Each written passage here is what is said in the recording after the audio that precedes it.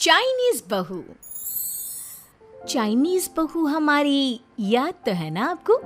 भूले तो नहीं ना? हाँ भाई, थोड़ी देर में ही सही, लेकिन चाइनीज बहू की कहानी आ ही गई। क्या हो रहा है ये देश में? चाइना ने तो आतंकी मचा रखा है।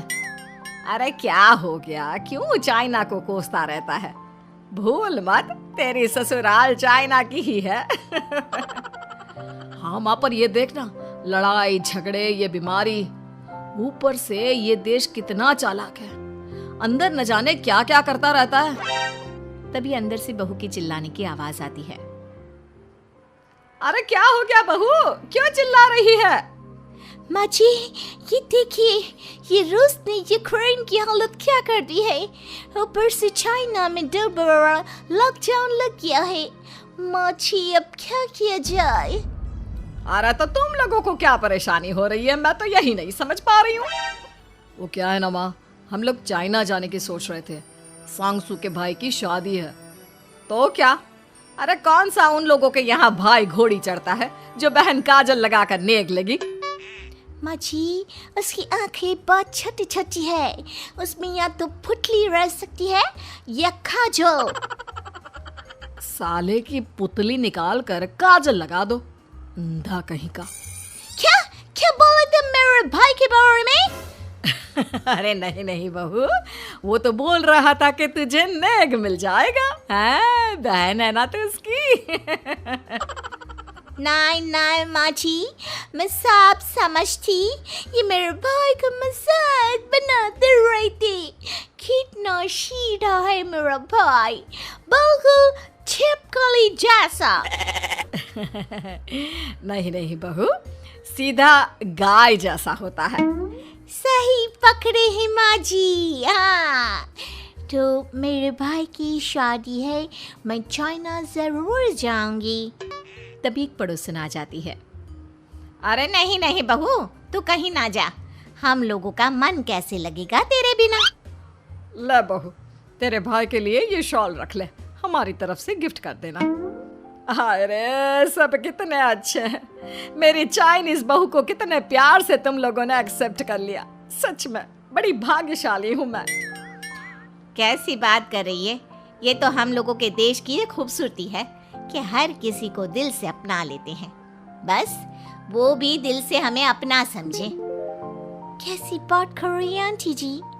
मेरे लिए आप सब सासू माँ जैसी ही हैं। मुझे भारत बहुत अच्छा लगता है, ये सबसे अच्छा देश है, मेरा भारत महान।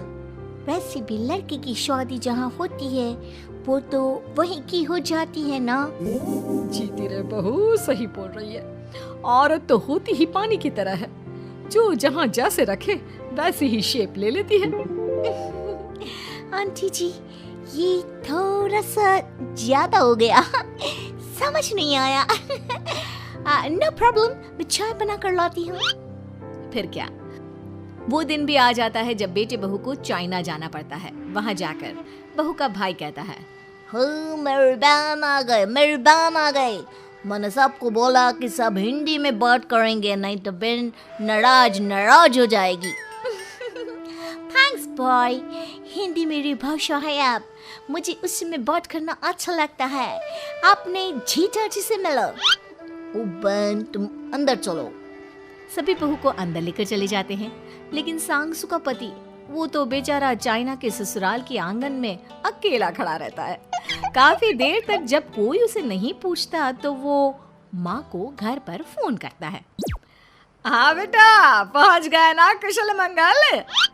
हाँ माँ, लेकिन सांगसू पता नहीं कहाँ है, वो तो अंदर गई है, तब से बाहर आई ही नहीं। अरे कैसी बात कर रहा है?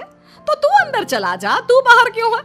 अरे दामाद है तू वहाँ का, उन लोगों ने तुझे बिठाया, चाय पानी कुछ नहीं पूछा?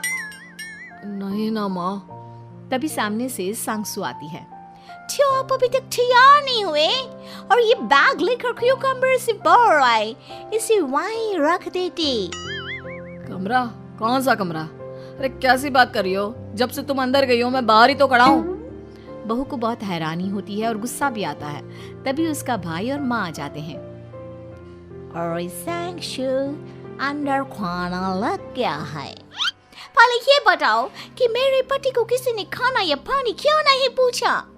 वो भारत से ससुराल पहली बार आया है, वो भी मेरे कहने पर।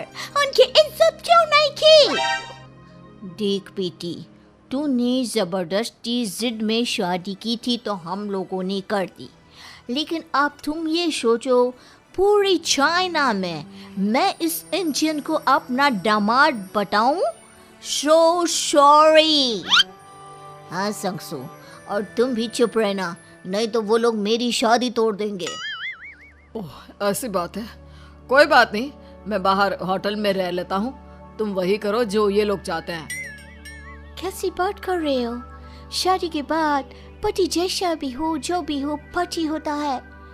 वैसे भी तुम्हारे पूरे परिवार ने, सबने बिना सोचे मेरा साथ दिया, मुझे एक्सेप्ट किया, प्यार किया। मैं अपने देश में आपको अकेला कैसे छोड़ सकती हूँ?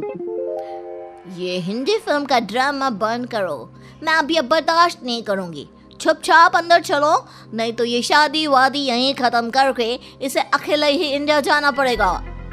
कैसी बात कर रही हो माँ, ये मेरे पति हैं। नहीं था, हम लोगों ने यहाँ वकील को बुला लिया है, जिसके बाद अब तेरा तलाक करा के हम यहाँ के चाइनीज लड़के से तेरी शादी करा देंगे। अरे कैसी बात कर रहे हो? हम तो यहाँ तुम्हारी शादी के लिए आए थे। नहीं, मैं सांगसू के बिना नहीं रह सकता हूँ। हाई वोल्टेज ड्रामा होने के बाद से ही सारा माहौल खराब हो जाता है कि तभी एक लड़की आती है। मैंने सारा इंतजाम कर दिया है, सांगसू की शादी का मंडप परसों लग जाएगा, तब तक इसके पति को कमरे में बंद कर देते हैं। सभी सांगसू के पति का हाथ बांधकर उसे कमरे में बंद कर देते हैं। ये क्या कानूनी है? आप लोग मेरे पति के साथ ऐसा नहीं कर सकते हैं। मैं किसी से शादी नहीं करूंगी, ये साफ बात है। पहले मैं अपनी शादी करूं, फिर तेरी भी शादी करवा दूंगा। सब कुछ तय हो जाता है, भाई की शादी हो जाती है। फिर वो दिन भी आ जाता है जब सांगसू की शादी वो लोग जबरदस्ती करने के लिए उसे मंडप पर ले जाते हैं। ऐसा मत करो, ये मेरी बीवी है। मैं किसी से शादी नहीं करूंगी। कैसे नहीं करेगी शादी? शादी तो तेरा बाप भी करेगा। हो, मैं करूंगा शादी। प्लीज कोई मेरी शादी किसी अच्छा औरत से करवा दे। चुप, बिल्कुल चुप। फिर माँ सांगसू और उसके पति से कहती है, तुम लोगों का बच्चा मेरी कैद में है। अगर तुम लोगों ने कोई भी होशियारी की तो मैं इस बच्चे को मार दूंगी। दोनों माँ का रूप देखकर हैरान हो जाते हैं। बच्चे की खातिर दोनों शांत हो जाते हैं और शादी की रस्में शुरू हो जाती है कि तभी सांगसू की सास पुलिस के साथ आ जाती है। माँ, ससुर माँ आ गई, मेरी माँ आ गई। माँ प्लीज हम लोगों को बचाकर वापस ले चलो। पुलिस सभी को गिरफ्तार कर लेती है। बेटी के बच्चे को मारने की धमकी तो कोई चुड़ैल ही दे सकती है। अरे तो ये चुड़ैल ही तो है। ये सही बोल रहे हैं, ये औरत किसी चुड़ैल से कम नहीं है। तभी उन लोगों का बच्चा भी आकर सांगसू के गले लग जाता है। माँ, तू सही समय पर आ गई, लेकिन तुझे कैसे पता चला कि यहाँ ये सब हो रहा है? बेटा, ये चाइनीज लोग ना होते ही धोखेबाज हैं। इन लोगों पर मुझे भरोसा नहीं था, इसलिए मैंने तेरे फोन को हमेशा के लिए मेरे फोन से अटैच कर दिया था, जिससे तेरे आसपास होने वाली सारी बात मैं सुनती रहूं। उस दिन भी मेरी तेरी बात हो रही थी तो तेरा फोन ऑन था, मैं सब समझ गई थी। मुझे माफ कर दो। नहीं, बिल्कुल नहीं। चलिए माँ जी, इंडिया वापस चलते हैं। आज के बाद मैं यहाँ कभी नहीं आऊंगी।